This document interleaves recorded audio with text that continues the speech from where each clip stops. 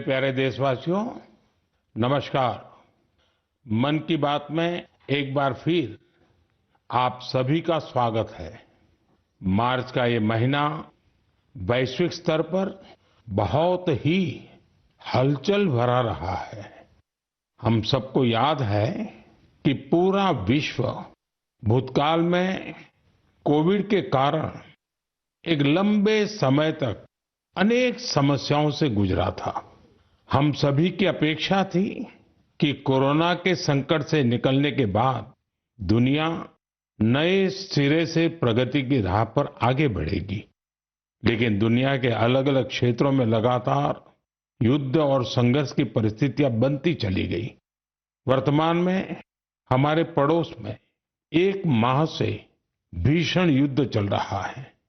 हमारे लाखों परिवारों के सगे संबंधी इन देशों में रहते हैं, खासतौर पर खाड़ी देशों में काम करते हैं। मैं गल्फ कंट्रीज का बहुत आभारी हूं। वे ऐसे 1 करोड़ से ज्यादा भारतीयों को वहां पर हर प्रकार की मदद दे रहे हैं। साथियों, जिस क्षेत्र में अभी युद्ध चल रहा है, वह क्षेत्र हमारी ऊर्जा आवश्यकताओं का बड़ा केंद्र है। इसकी वजह से दुनिया भर में पेट्रोल और डीजल को लेकर संकट की स्थिति बनती जा रही है। हमारे वैश्विक संबंध, अलग अलग देशों से मिल रहा सहयोग और पिछले 1 दशक में देश का जो सामर्थ्य बना है, इनकी वजह से भारत इन परिस्थितियों का डटकर मुकाबला कर रहा है। साथियों, निश्चित तौर पर यह चुनौतीपूर्ण समय है। मैं आज मन की बात के माध्यम से सभी देशवासियों से फिर यह आग्रह करूंगा कि हमें एकजुट होकर इस चुनौती से बाहर निकलना है। जो लोग इस विषय पर भी राजनीति कर रहे हैं, उन्हें राजनीति नहीं करनी चाहिए। यह देश के 140 करोड़ देशवासियों के हित से जुड़ा विषय है। इसमें स्वार्थ भरी राजनीति का कोई स्थान नहीं है। ऐसे में जो भी लोग अफवाह फैला रहे हैं, वे देश का बहुत बड़ा नुकसान कर रहे हैं। मैं सभी देशवासियों से अपील भी करूंगा कि वो जागरूक रहे, अफवाहों के बहकावे में न आए। सरकार की तरफ से जो आपको निरंतर जानकारी दी जा रही है, उस पर भरोसा करें और उसी पर विश्वास करके कोई कदम उठाएं। मुझे हर बार की तरह इस बार भी विश्वास है कि जैसे हमने देश के 140 करोड़ देशवासियों के सामर्थ्य से पुराने संकटों को हराया था, इस बार भी हम सब मिल करके इस कठिन हालत से बहुत ही अच्छी तरह बाहर निकल जाएंगे। मेरे प्यारे देशवासियों, भारत की ताकत यहाँ के कोटि कोटि लोगों में निहित है। आज मन की बात में एक ऐसे प्रयास के बारे में बताना चाहता हूं जो देशवासियों की जन भागीदारी की भावना को दर्शाता है। ये प्रयास है ज्ञान भारतम सर्वे, जिसका संबंध हमारी महान संस्कृति और समृद्ध विरासत से है। इसका उद्देश्य देश भर में मौजूद मैन्युस्क्रिप्ट्स यानी पांडुलिपियों के बारे में जानकारी जमा करना है। इस सर्वे से जुड़ने का एक माध्यम ज्ञान भारतम ऐप है। आपके पास अगर कोई मैन्युस्क्रिप्ट है, पांडुलिपि है या उसके बारे में जानकारी है, तो उसकी फोटो ज्ञान भारतम ऐप पर जरूर साझा करें। हर एंट्री से जुड़ी जानकारी को दर्ज करने से पहले उसकी पुष्टि भी की जा रही है। मुझे इस बात की खुशी है कि अब तक हजारों मैन्युस्क्रिप्ट्स, पांडुलिपि लोगों ने शेयर की है। उदाहरण के तौर पर अरुणाचल प्रदेश के नामसाई के चा नंती सिंह लोआंग जी ने ताई लिपि में पांडुलिपियां साझा की है। अमृतसर के भाई अमित सिंह राणा ने गुरुमुखी लिपि में पांडुलिपि शेयर की है। यह हमारी महान सिख परंपरा और पंजाबी भाषा से जुड़ी लिपि है। कुछ संस्थाओं ने पाम लीफ यानी ताड़ के पत्तों पर लिखी मैन्युस्क्रिप्ट दी है। राजस्थान के अभय जैन ग्रंथालय ने कॉपर प्लेट्स पर लिखी बहुत पुरानी पांडुलिपियां शेयर की हैं। वहीं लद्दाख की हेमिस मॉनेस्ट्री ने तिब्बती में बहुमूल्य पांडुलिपियों के बारे में जानकारी दी है। यहाँ पर मैंने कुछ ही उदाहरण दिए हैं। यह सर्वे जून के मध्य तक जारी रहने वाला है। आप सभी से मेरा आग्रह है कि अपनी संस्कृति से जुड़े पहलुओं को सामने लाएं और शेयर करें। मेरे प्यारे देशवासियों, भारत दुनिया का सबसे युवा देश है। देश के युवा की ताकत जब राष्ट्र निर्माण में जुड़ती है तो बहुत बड़ी मदद मिलती है। राष्ट्र निर्माण के इस दायित्व को निभाने में बड़ी भूमिका निभा रहा है मेरा युवा भारत यानी माय भारत संगठन। ये संगठन देश के युवाओं को अलग अलग पॉजिटिव गतिविधियों से जोड़ रहा है। हाल ही में माय भारत द्वारा बजट क्वेस्ट का आयोजन किया गया। इसका मकसद था देश भर के युवाओं को बजट प्रक्रिया और नीति निर्माण से जोड़ना। इससे जुड़ी क्विज में देश भर से करीब 12 लाख युवाओं ने हिस्सा लिया। क्विज के बाद करीब 1,60,000 प्रतिभागियों को निबंध प्रतियोगिता के लिए चुना गया। मुझे इनमें से कुछ निबंध पढ़ने का अवसर भी मिला। इनसे पता चलता है कि मेरे युवा साथी देश के विकास में अपना योगदान देने के लिए कितना तत्पर है। तेलंगाना के सूर्यापेट से कोटला रघुवीर रेड्डी, उत्तर प्रदेश के बाराबंकी से सौरभ बैसवार और बिहार के गोपालगंज से सुमित कुमार ने किसान कल्याण से जुड़े टॉपिक पर लिखा है। पंजाब के मोहाली से आंचल और ओडिशा के केंद्रपाड़ा से ओम प्रकाश रथ ने वुमेन लेड डेवलपमेंट को आगे बढ़ाने के तरीकों पर अपने विचार प्रकट किए हैं। हरियाणा के यमुनानगर से प्रथम बरार ने लिखा है कि ग्रीन और क्लीन भारत ही समृद्ध भारत का मार्ग है। इससे उनकी गहरी सोच का पता चलता है। दिल्ली के शंख गुप्ता का सुझाव है कि ग्रामीण क्षेत्रों में खेल प्रतिभाओं की पहचान के लिए और अधिक प्रयास होने चाहिए। हमारे युवा साथियों ने स्किल डेवलपमेंट और ईज ऑफ डूइंग बिजनेस पर भी अपने विचार साझा किए हैं। मैं उन सभी युवाओं की सराहना करता हूं जो अपने आइडियाज शेयर कर रहे हैं। ये विचार देश को आगे ले जाने में बहुत अहम है। मेरे प्यारे देशवासियों, देश भर के क्रिकेट फैंस के लिए यह महीना जोश और उत्साह से भर देने वाला रहा है। जब भारत ने T20 वर्ल्ड कप में ऐतिहासिक जीत दर्ज की तो देश में हर तरफ खुशी की लहर दौड़ गई। अपनी टीम की शानदार सफलता पर हम सभी को बहुत गर्व है। पिछले महीने के आखिर में कर्नाटका के हुबली में एक बहुत ही रोचक मुकाबला देखने को मिला। इस मुकाबले को जीतकर जम्मू कश्मीर की क्रिकेट टीम ने रणजी ट्रॉफी को अपने नाम कर लिया। सबसे खुशी की बात है कि करीब 7 दशकों के लंबे इंतजार के बाद इस टीम ने अपना पहला रणजी खिताब हासिल किया।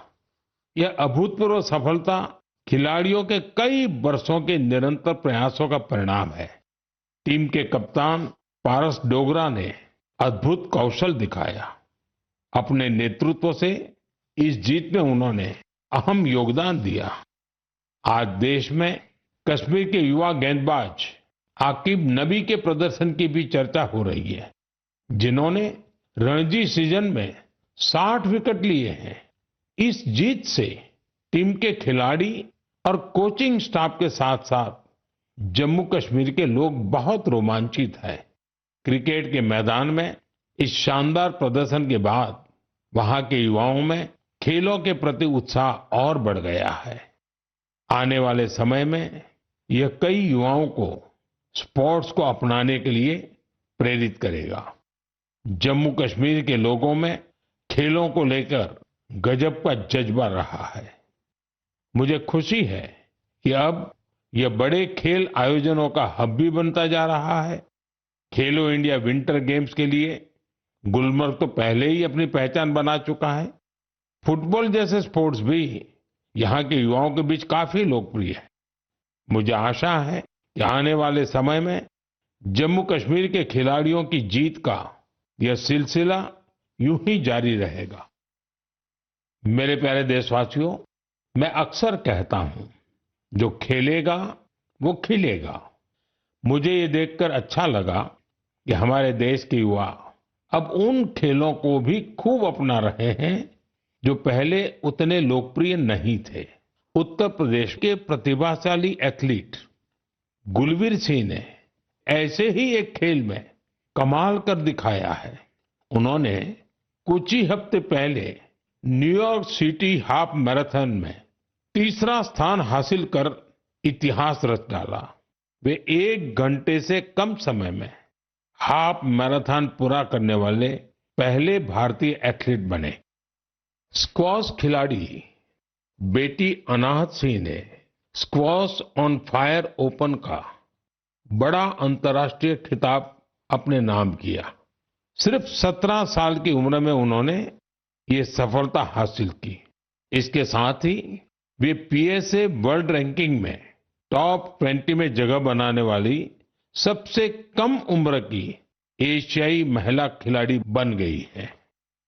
मुझे अस्मिता एथलेटिक्स लीग की जानकारी भी मिली है। इसमें 8 मार्च को महिला दिवस के अवसर पर कई स्पोर्टिंग इवेंट्स का शानदार आयोजन किया गया। लीग में करीब 2 लाख बेटियों ने भागीदारी की। ये देखकर अच्छा लगता है कि भारत की नारी शक्ति देश में हो रहे इस स्पोर्टिंग ट्रांसफॉर्मेशन में अहम भूमिका निभा रही है।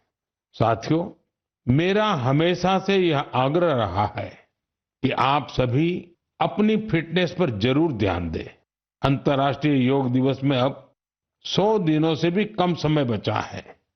पूरी दुनिया में योग के प्रति आकर्षण भी लगातार बढ़ रहा है।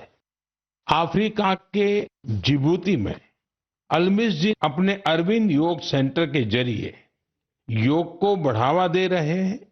वे यहाँ की कई और जगहों पर भी लोगों को योग सिखाते हैं।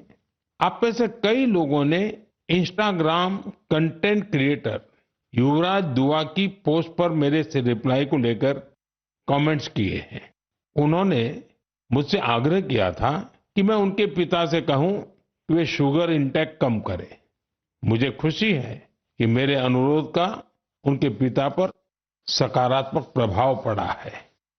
मैं आप सभी से आग्रह करूंगा कि आप भी शुगर इंटेक को कम करें और जैसा मैंने पहले भी कहा है, हमें खाने के तेल में 10% की कटौती भी करनी है। इन छोटे छोटे प्रयासों से आप मोटापे और लाइफस्टाइल से जुड़ी बीमारियों से दूर रहेंगे। मेरे प्यारे देशवासियों, एक पुरानी कहावत है, करत करत अभ्यास के जड़ मत होत सुजान। यानी जब हम निरंतर अभ्यास करते हैं तो उतनी ही ज्यादा बुद्धिमत्ता हासिल करते जाते हैं। लोग भी सबसे बेहतर तब सीखते हैं जब उनकी सक्रिय भागीदारी होती है। मुझे बेंगलुरु में शिक्षा से जुड़े एक यूनिक प्रयास के बारे में जानकारी मिली है। यहाँ एक टीम प्रयोग इंस्टीट्यूट ऑफ एजुकेशन रिसर्च चला रही है। इस टीम का रिसर्च प्रोजेक्ट्स पर विशेष फोकस है। यह टीम स्कूल लेवल पर साइंस एजुकेशन को लोकप्रिय बनाने में जुटी है। उन्होंने अन्वेषण नाम का एक प्रयोग किया है। इसके जरिए 9वीं से 12वीं क्लास तक के स्टूडेंट्स को केमिस्ट्री, अर्थ साइंसेज और वेलनेस जैसे क्षेत्रों में इनोवेशन करने का मौका मिलता है। इससे स्टूडेंट्स को रिसर्च का बहुत अच्छा अनुभव हासिल होता है। साथ ही अपने प्रोजेक्ट्स को पब्लिश करने का प्लेटफॉर्म भी मिलता है। साथियों, परीक्षा पे चर्चा के दौरान कुछ स्टूडेंट्स ने मुझे बताया था कि वे साइंस पढ़ना तो चाहते हैं, लेकिन उन्हें इससे डर भी लगता है। इस दिशा में प्रयोग की टीम का प्रयास बहुत ही सराहनीय है। यह पहल स्टूडेंट्स को साइंस के साथ जुड़ने और प्रैक्टिकली कुछ करके दिखाने का मौका देती है। जब हम किसी चीज को खुद करके देखते हैं तो जिज्ञासा और रुचि पैदा होती है। कौन जानता है कि मेरे युवा साथियों में ही कोई आने वाले समय का बेहतरीन साइंटिस्ट हो। साथियों, शिक्षा के माध्यम से अतीत को संरक्षित करने और भविष्य को तैयार करने का एक प्रयास नागा समुदाय भी कर रहा है। इस समुदाय के लोग अपनी आदिवासी परंपराओं का बहुत सम्मान करते हैं। वो इस पर गर्व तो करते ही हैं, साथ ही अपनी अप्रोच को आधुनिक भी रखते हैं। नागा ट्राइब्स में मोरुंग लर्निंग की एक पारंपरिक व्यवस्था थी। इसमें बुजुर्ग लोग अपने अनुभवों से युवाओं को पारंपरिक ज्ञान, इतिहास और लाइफ स्किल्स के बारे में बताते थे। समय के साथ यह सिस्टम अब मोरुंग कॉन्सेप्ट ऑफ एजुकेशन में बदल गया है। इसके माध्यम से बच्चों में गणित और विज्ञान जैसे विषयों में रुचि पैदा की जाती है। इसमें समुदाय के बुजुर्ग उन्हें कहानियां, लोकगीत और पारंपरिक खेलों के साथ लाइफ स्किल्स सिखाते हैं। इस तरह हमारा नागालैंड अपनी सांस्कृतिक विरासत को सुरक्षित रखते हुए बच्चों की शिक्षा को आगे ले जा रहा है। आपको भी अपने क्षेत्र में ऐसे प्रयासों के बारे में पता चले तो मुझे जरूर शेयर कीजिएगा। मेरे प्यारे देशवासियों, देश के कई हिस्सों में गर्मियों की शुरुआत हो चुकी है। यानी ये समय जल संरक्षण के अपने संकल्प को फिर से दोहराने का है। पिछले 11 वर्षों में जल संचय अभियान ने लोगों को बहुत जागरूक बनाया है। इस अभियान के तहत देश भर में करीब 50 lakh artificial water harvesting structure बनाए गए हैं। मुझे ये देखकर अच्छा लगता है कि अब जल संकट से निपटने के लिए गांव-गांव में सामुदायिक स्तर पर प्रयास होने लगे हैं। कहीं पुराने तालाबों की सफाई हो रही है, कहीं बरसात के जल को सहेजने के लिए प्रयास किया जा रहा है। अमृत सरोवर अभियान के तहत भी देश भर में करीब 70,000 अमृत सरोवर बनाए गए हैं। बारिश का मौसम आने से पहले इन सरोवरों की साफ सफाई भी शुरू हो गई है। आज मैं आपसे कुछ प्रेरक उदाहरण भी साझा करना चाहता हूं। ये उदाहरण बताते हैं कि जन भागीदारी से जल संरक्षण का काम कितना व्यापक हो जाता है।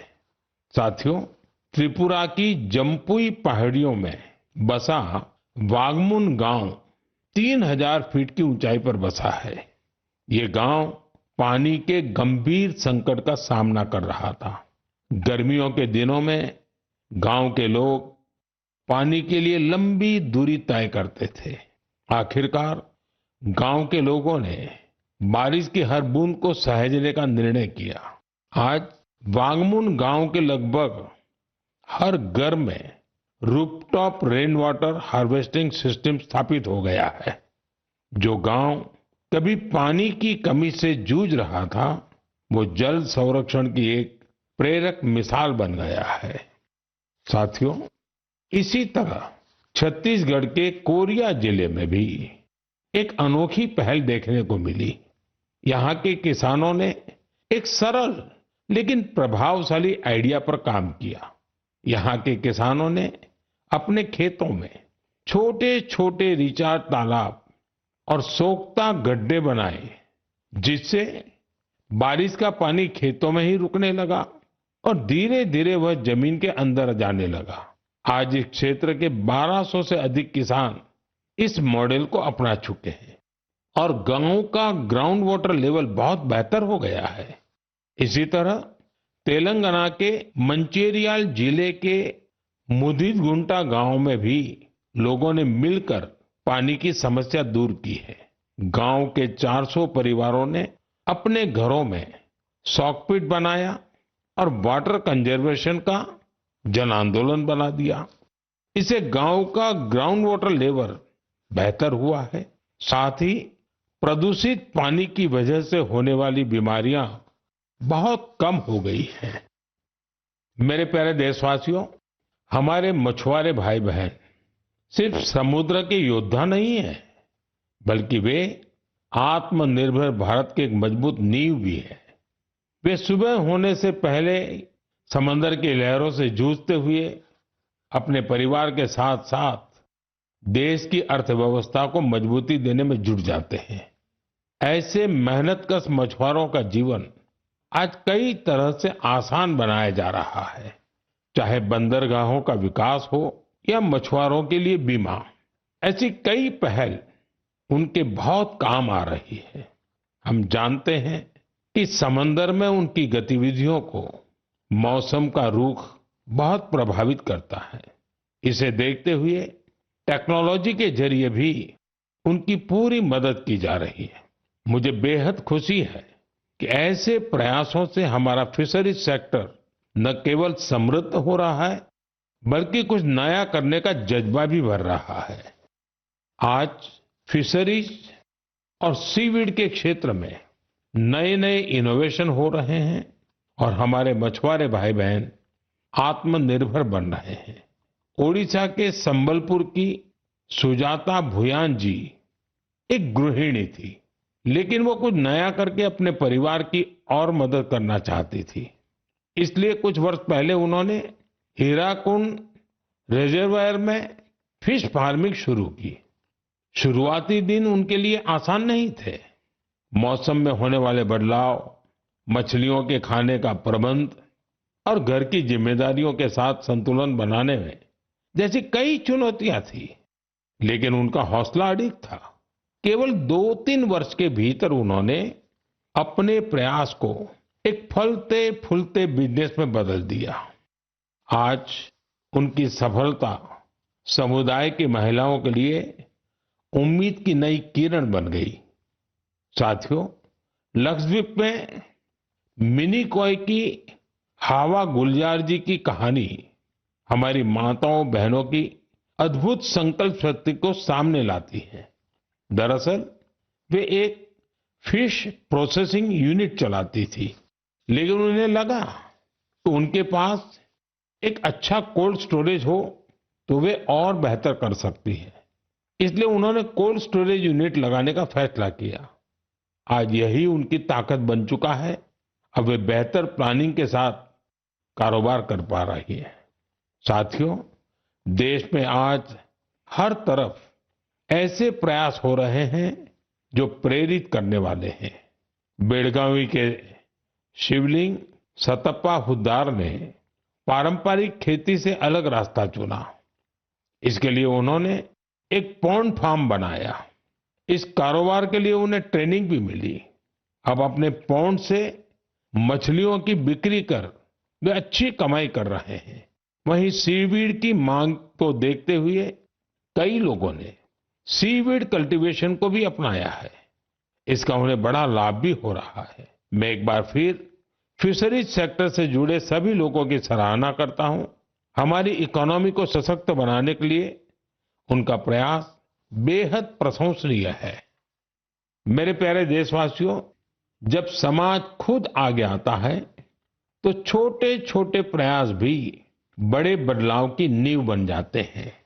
हमारे देश के अलग अलग हिस्सों में ऐसे कई उदाहरण सामने आ रहे हैं जो हमें यही सिखाते हैं। हाल ही में उत्तर प्रदेश के वाराणसी में एक प्रेरक प्रयास देखने को मिला।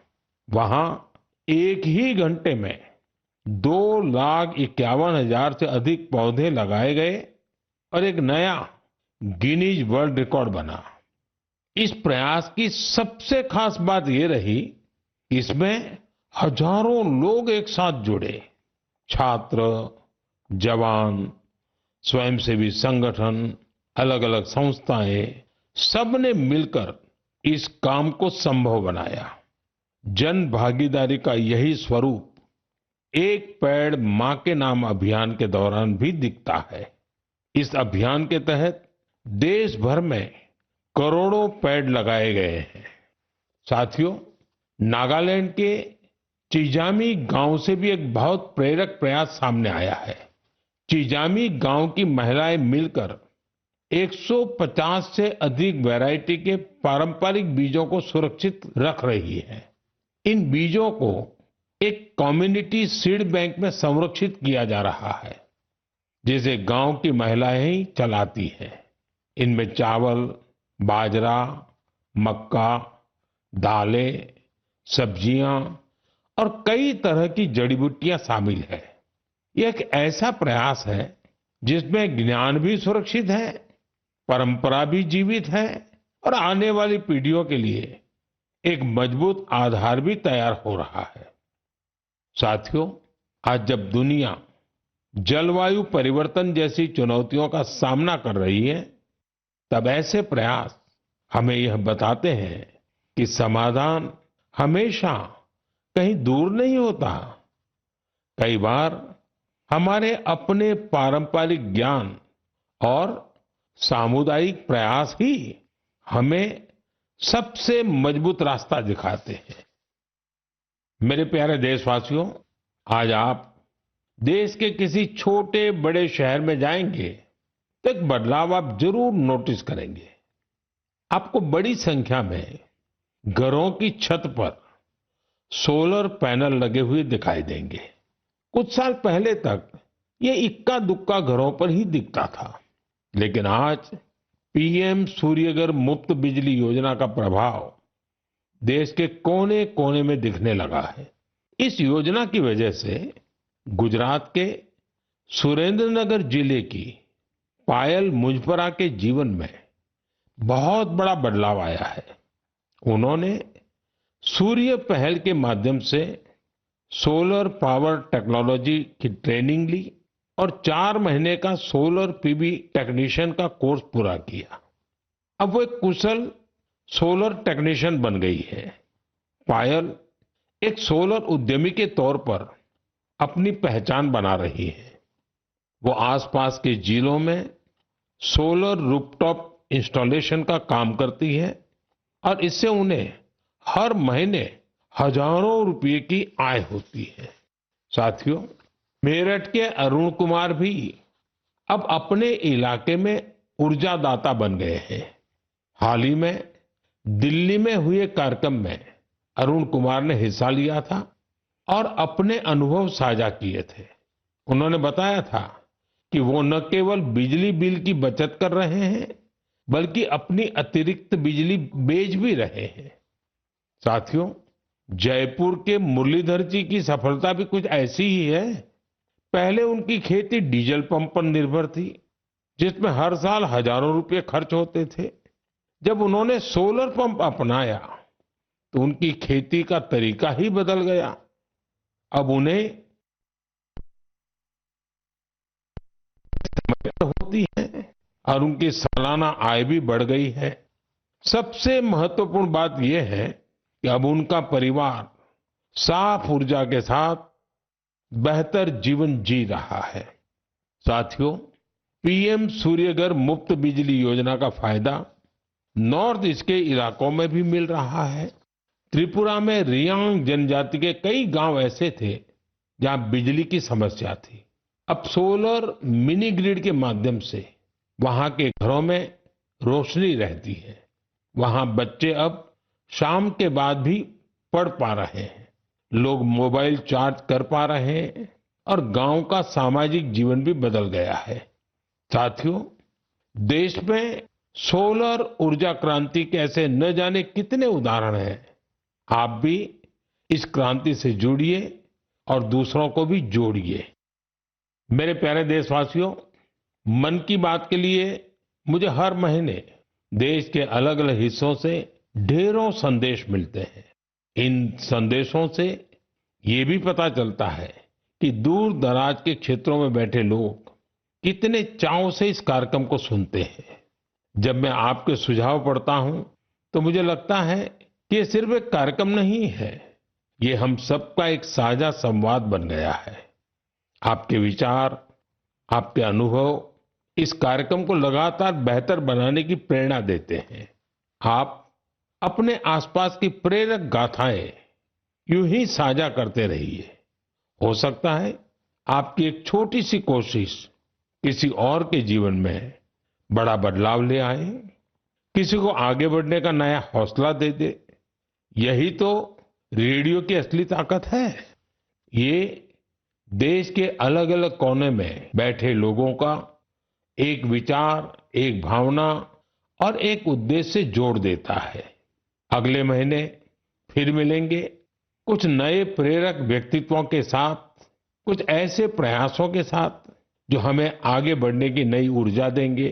तब तक आप अपना और अपने परिवार का ध्यान रखें, स्वस्थ रहें, खुश रहें। बहुत बहुत धन्यवाद।